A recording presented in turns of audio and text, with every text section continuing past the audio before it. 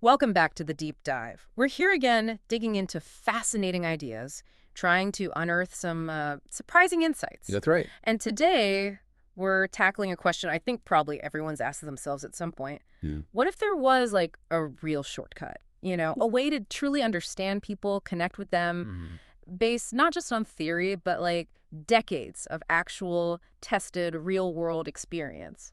It's a great question. And, well, our deep dive today takes us right into Dale Carnegie's How to Win Friends and Influence People. It's timeless stuff. Definitely. And what's really interesting, I think, is that this wasn't just some book he wrote and, put on a shelf. It was actually a living textbook. Oh, right, for his courses. Exactly. Effective speaking, human Yeah. relations. He kept revising it himself, constantly, right up until he passed away in 55. Wow. Always making sure it stayed relevant. It's kind of like an operating manual for human interaction that just kept getting updated. I love that origin story because he started out just teaching public speaking, didn't he? Yeah, that's right. But he saw pretty quickly that his students, they needed something more. They Mhm. could learn to, speak clearly, but what about just getting along with people day to day, at work, at home? Exactly. That sort of fine art of getting along, as he put it, that became his real focus. And it wasn't just a hunch he had either. No, not at all. It was actually backed up by this pretty big study. 2 years, $25,000 back then. That was a lot of money then. Huge amount. University of Chicago, the YMCA. Yeah. They went into this town, Meriden, Connecticut, supposed to be a typical American town. Okay. And they basically interviewed every adult there, asked them something like 156 questions Yeah. about their lives, their problems, what they were really interested in. And what came out on top? Well, number one was health. No big surprise there, Yeah, right? no. But number two was people. Just people. Yeah, how to understand them, how to get along with them, how to make people like you, how to, win them over to your way of thinking. Right. And the kicker, they looked around and found there just wasn't a practical textbook for that. Yeah. Nothing. So Carnegie basically had to build his own, like a human relations lab. That's a perfect way to put it. He Yeah. wasn't just sitting in an office thinking things up. Right. He went out, interviewed tons of successful people, inventors like Marconi, Edison, Wow. political giants like FDR, even movie stars like Clark Gable. Really? Clark Gable? Yeah. He talked to them, figured out their methods, then shared those principles with his students. And the students tested them out. Exactly. In their own lives, their own businesses. Then they reported back what worked, what didn't. The whole thing was built on, practical results. Okay, so that's what we're doing today. Distilling some of those key tested insights for you. That's the plan. So where do we start with these shortcuts to connection? Carnegie pointed to something really fundamental, didn't he? A driving force. He absolutely did. Think Yeah. about what really gets us out of bed in the morning, what motivates our actions. Freud called it the desire to be great. John Dewey, the philosopher, he put it more simply. He called it the desire to be important. The desire to be important. Yeah, and this isn't just like a casual wish. It's deep. It's a profound longing that honestly often goes unmet, almost as vital as needing food or sleep. Wow. It's one of those core human cravings.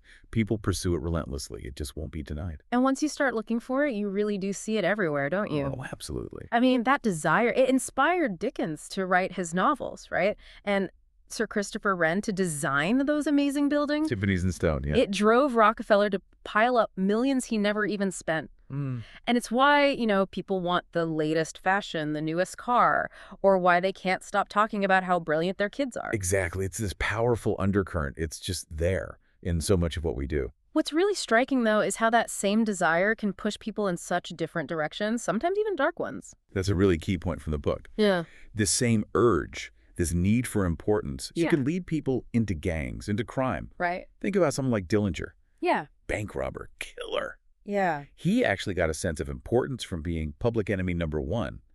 He'd apparently introduced himself saying, I'm Dillinger, like proud of it. Oh, that's twisted. It is. But then you contrast that with someone like John D. Rockefeller again. He found his feeling of importance by donating money to build a hospital over in Peking, China, Okay. helping literally millions of poor people he'd never even meet. So it's the same drive, just channeled differently. Precisely. The insight for us isn't just that the people crave importance. It's recognizing the whole spectrum of how they try to get it, from, destructive stuff to amazing philanthropy. And our deep dive shows how you can actually help people fulfill that need in positive ways, often ways they don't even realize they're looking for. That's fascinating. And history is just littered with funny examples, too, isn't it? Even famous people chasing that feeling. Oh, yeah. It's almost comical sometimes. George Washington wanting to be called His Mightiness. Can you imagine his mightiness? The president? And Columbus wanting Admiral of the Ocean. Catherine the Great refusing letters unless they said, Her Imperial Majesty. Right. And even Shakespeare. Mighty Shakespeare himself went to the trouble of getting a coat of arms for his family, just to add a bit of, luster to his name. It really makes you think, if these huge figures felt it so strongly, how does it affect us, just regular folks, every day? Well, it goes even deeper, sometimes into really extreme territory. Carnegie's research uncovered cases where people literally became invalids to get that attention, that feeling of importance. Really, like physically ill. Yeah, like Mrs. McKinley, the president's wife. Apparently, she'd demand he drop affairs of state just to sit with her and soothe her to sleep. Oh. Or this friend of Mary Roberts Rinehart, an invalid for 10 years, forcing her old mother to care for her. But then, the moment her mother died, she just got up, resumed her life. That's incredible and disturbing. It is. And some experts even suggest that, in some cases, people might retreat into insanity to find that sense of importance they feel denied in reality. That's heavy. Yeah, the chief doctor at a big psychiatric hospital mentioned patients finding profound importance in their delusions. Like a woman who believed she'd married English aristocracy insisted on being called Lady Smith. So, okay, this intense craving, it leads to such a powerful, positive takeaway, doesn't it? Yeah. If people are so hungry for importance that they might literally go insane to get it, imagine the good we can do, you and I, just by giving people honest appreciation, this side of insanity. That's it. That's the miracle right there. Yes. A truly powerful idea to hold on to. Okay, so that's the pull, the desire for importance. What's the flip side? Well, the flip side is this universal dread of condemnation. It's like the repellent force. Criticism. Exactly. Psychologists, like B.F. Skinner, Hans Selye, they've shown pretty conclusively that criticism, it rarely works long-term. Yeah. Mostly, it just breeds resentment. Think about it, even with animals. You reward good behavior, they learn way faster than if you just punish bad behavior. Makes sense. Same with us. Our brains kind of see criticism as a threat, right? We get defensive, we shut down. We don't really open up to change or reflect. Honestly, yeah, you just want to argue back. Precisely. And Carnegie's work is packed with examples of criticism just completely backfiring. Like who? Well, Al Capone. Two Gun Crowley. Albert Fall, the guy from the Teapot Dome scandal. Notorious figures. Right. And every single one of them blamed other people for their problems, never themselves. It's like Carnegie said, criticisms are like homing pigeons. They always come back to roost. So maybe next time we're tempted to criticize someone, we should just picture Al Capone. Yeah, or Crowley. And just realize how pointless it probably is. There's a really powerful story about Lincoln learning this lesson too, right? Early in his career. Oh, absolutely. A pivotal moment for him. Before he was president, he used to attack opponents in the papers.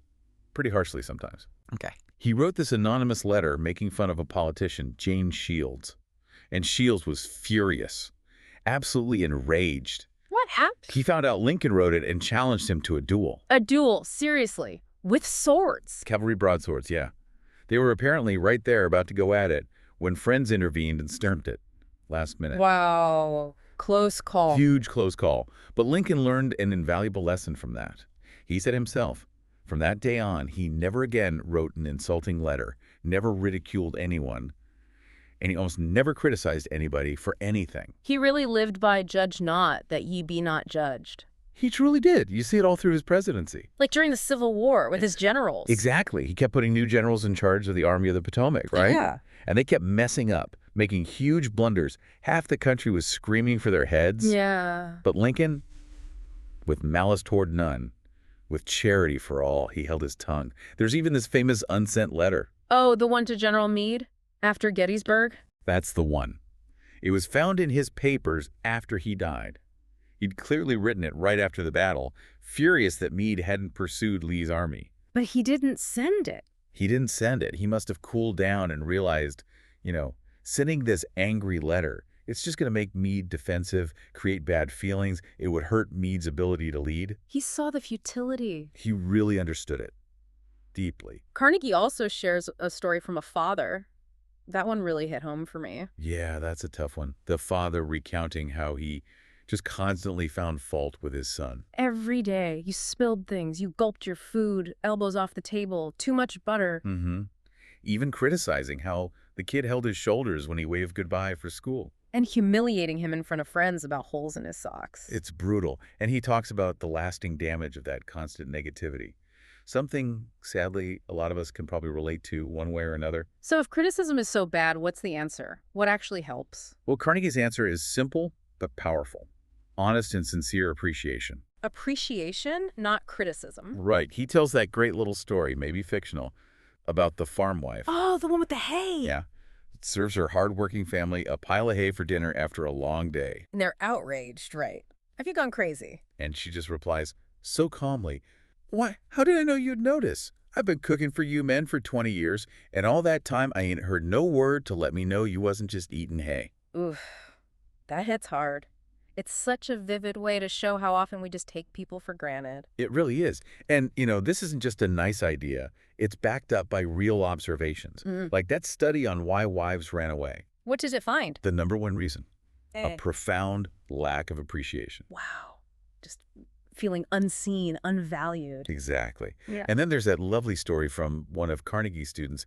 His wife was in some self-improvement class, right? And she asked him, list 6 things I could do to be a better wife. Okay, that's a loaded question. Right. So he thinks about it, but instead of a critical list, he sends her 6 red roses with a note saying, basically, I can't think of 6 things I'd change. I love you just the way you are. Oh, that's beautiful. How did she react? Tears in her eyes. Apparently it brought tears to the eyes of the other women in her group, too, when she shared it. Just shows how simple, yet how huge a little genuine appreciation can be. Absolutely transformative. And this isn't just like for marriage counseling, right? It's huge in business, too. Oh, totally.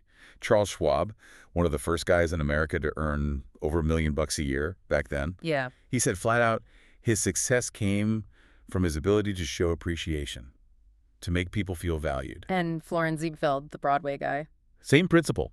He didn't just glorify the American girl, as they said. He used genuine gallantry, real consideration to make his chorus girls feel amazing, confident. And then there's that incredibly moving story about Stevie Morris, who we know as Stevie Wonder. Oh, wow. What's the story there? His life basically changed when a teacher, instead of focusing on his blindness, appreciated his amazing hearing, his remarkable pair of ears.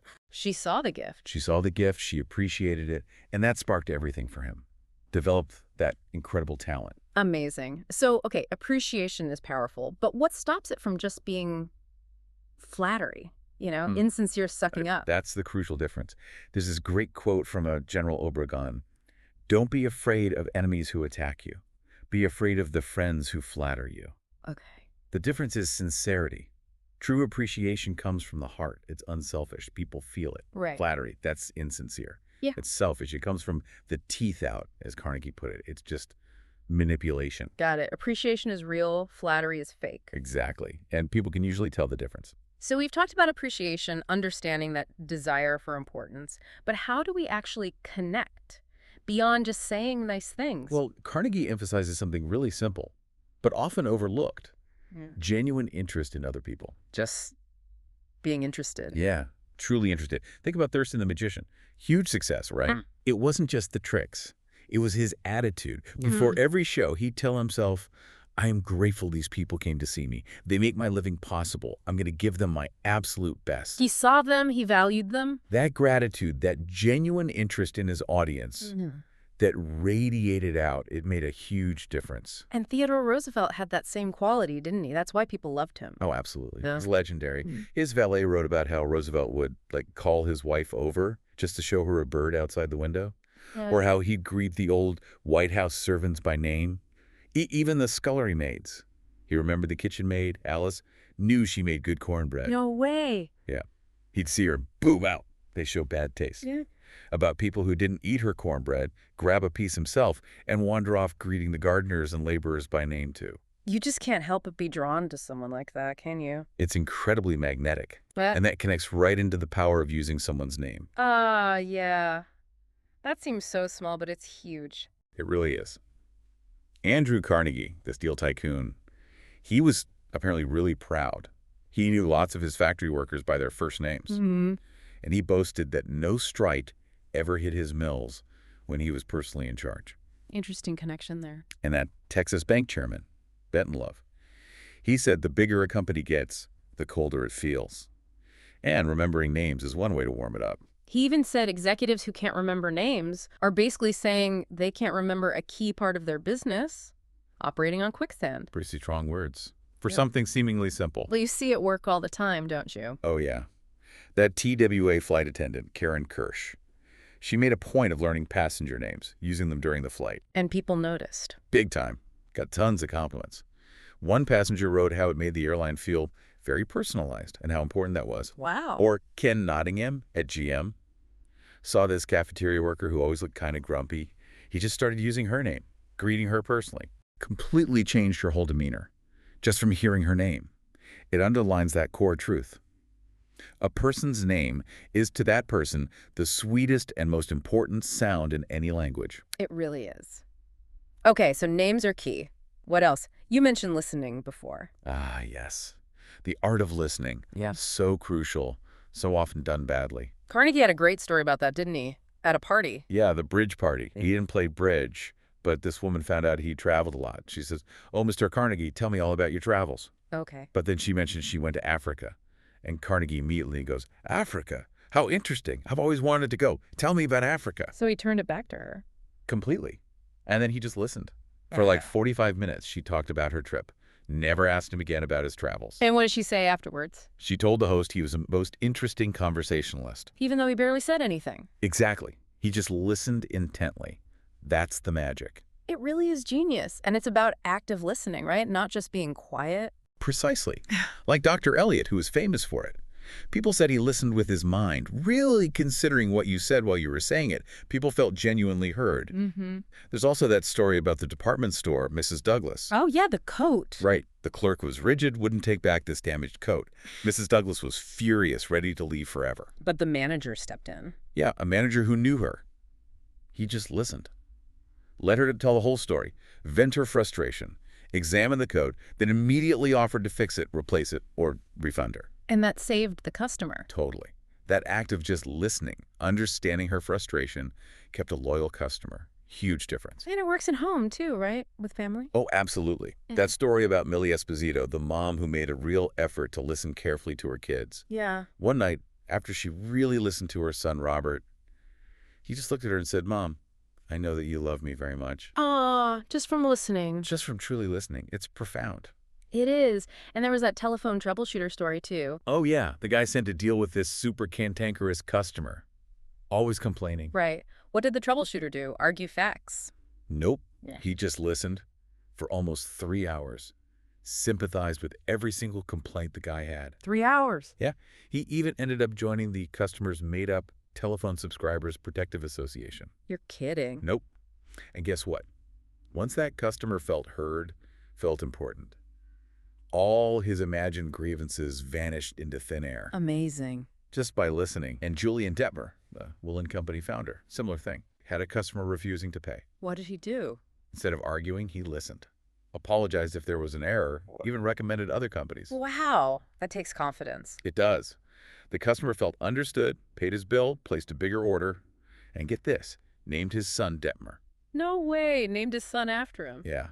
All because Detmer took the time to listen and make him feel important. Okay, so understanding the desire for importance, using appreciation, genuine interest, names, listening. These are powerful tools for connection. How do we use them to actually, persuade or influence someone positively? Well, Carnegie boils it down to one core principle here. Yeah. It's crucial. The only way on earth to influence other people is to talk about what they want and show them how to get it. Talk about their wants, not mine. Exactly. It's the fishing analogy he uses. Right, the strawberries and cream versus worms. You like strawberries and cream, right. But fish like worms. So what do you put on the hook? Worms, obviously. Obviously. You appeal to what the fish wants. Same with people. That seems so simple, but we forget it all the time. All the time. Remember Emerson trying to get that calf into the barn? Pushing and pulling. Yeah, him and his son. Calf wouldn't budge. Why?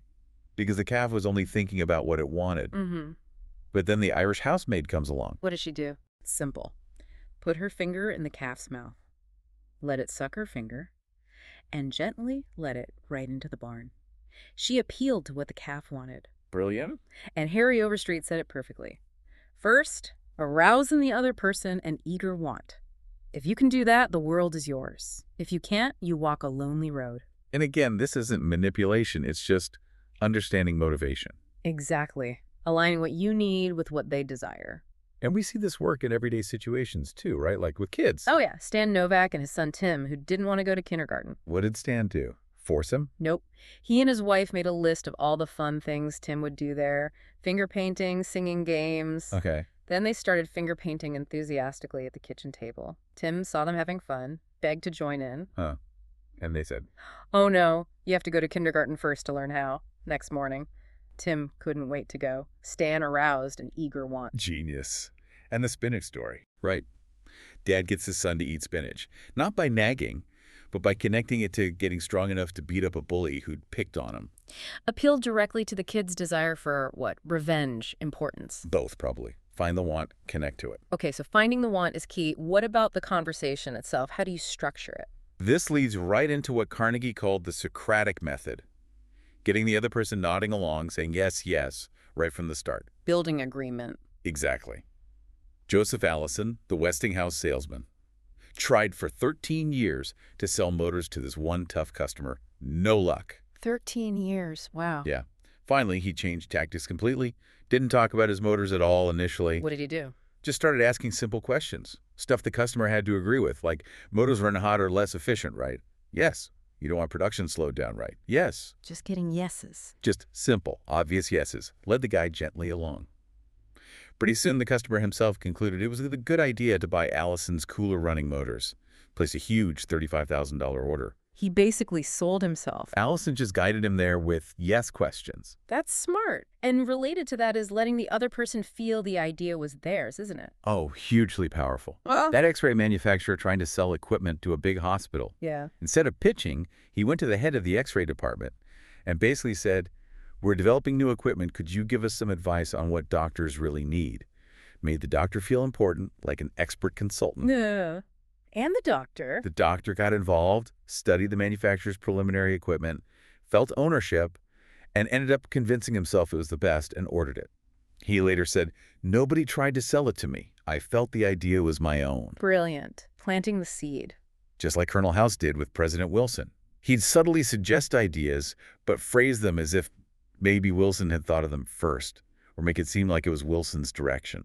Very effective. Okay, so let them own the idea. Yeah. What about motivating people to improve or change? Another great principle.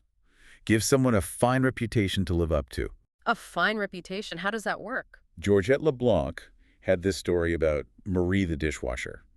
Just by consistently calling her Marie the lady, treating her with that respect. Yeah. Marie started acting like a lady, eventually announced she was becoming a lady, thanked LeBlanc for believing in her. Wow. Just by changing the expectation. Exactly. Or Bill Parker, the sales rep, couldn't get this market manager to stock his product. Normal pitch failed. So what did he do? He went back and said something like, "I still think you should carry this because, honestly, I don't think anyone in the world can sell these products as well as you can." He praised the manager's ability to sell it. Yeah. Gave him a fine reputation for salesmanship. The manager, flattered and challenged, said, "Bring the products in tomorrow." It worked. Same with Dr. Fitzhugh's charwoman. Praised her initial work, gave her a reputation for thoroughness, and she lived up to it dramatically. It's like you're setting a higher bar for them, but framing it positively. Precisely. And tied right into that is making faults seem easy to correct. And this is crucial, praising the slightest improvement. Not just focusing on the big goal, but the small steps. Yes. Think about Clarence Jones's son, David. Had a really tough start, labeled brain injured. But his dad didn't focus on the label. He focused on every tiny bit of progress David made. Praised the slightest improvement, made challenges seem doable. And David? He didn't just improve, he thrived. Completely overcame those early struggles because his father built his confidence step by step. That's incredible. Same with the Ringelspaugh family and their kids. They stopped nagging about faults, started deliberately looking for and praising small improvements. It worked. Radically changed the kids' behavior for the better. It makes you wonder, doesn't it? How much potential do we accidentally squash just by focusing only on what's wrong? Yeah, it's a really powerful thought. It is. And William James, the great psychologist, kind of summed it all up beautifully. He said, Compared with what we ought to be, we are only half awake, making use of only a small part of our resources. We have so much untapped potential. Exactly. And he also said abilities wither under criticism. They blossom under encouragement. That's really the core of Carnegie's whole philosophy, isn't it? It really is. Wow, what a deep dive this has been. Yeah. It feels like these Carnegie principles, they're not really about tricks or manipulation at all. Got it all. They're about genuinely understanding people, understanding human nature, cultivating what he called a new way of life. Yeah, one that creates, as he put it, veritable miracles in human relations. It's about authentic connection. And the themes just keep coming back, don't they? They really do. That deep, universal desire to feel important, how damaging criticism is, the pull, the magnetism of just being genuinely interested in someone. And the power of really listening, building those connections. Exactly. And these aren't just fluffy soft skills. This is practical psychology. Stuff Carnegie tested and refined in his courses for decades. Yeah. It started a whole movement that's still incredibly relevant, maybe like more relevant now in our kind of disconnected digital world. That's a great point. Genuine connection feels rarer sometimes. So, as you, our listener, think about all this. Just imagine those dormant powers inside you, that ability William James talked about, especially your power to lift people up, to transform interactions with sincere appreciation, with genuine interest. Yeah. How might your day look different? Your conversations at work or at home? What if you picked just one of these ideas and really tried to practice it starting today? What might change?